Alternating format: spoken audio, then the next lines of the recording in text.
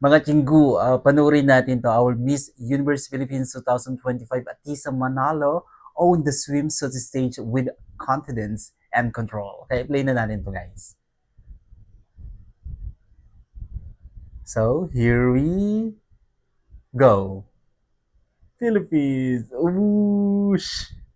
Shesh! Ayan na siya. Grabe naman yan. May pakending-kending. Ang ganda ni Atisa, no? Very telegenic on the screen. Sobrang fresh. Ayan na siya. Nanlalamon. Umiilaw sa ganda si Atisa, no?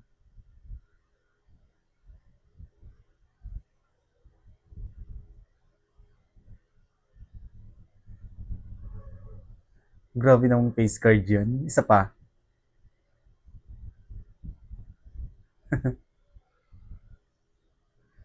Gusto ko yung part na yan. Yung mga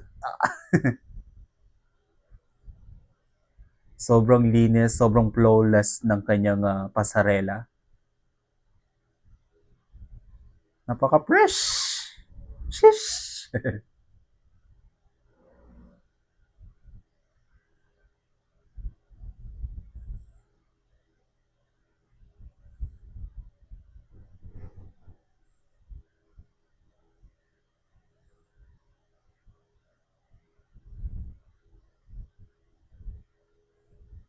Wow.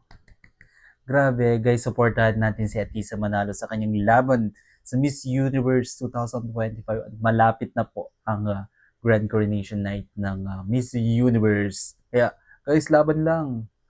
'Di ba? Iangat natin yung sariling atin, hindi puro bash ang gawin natin.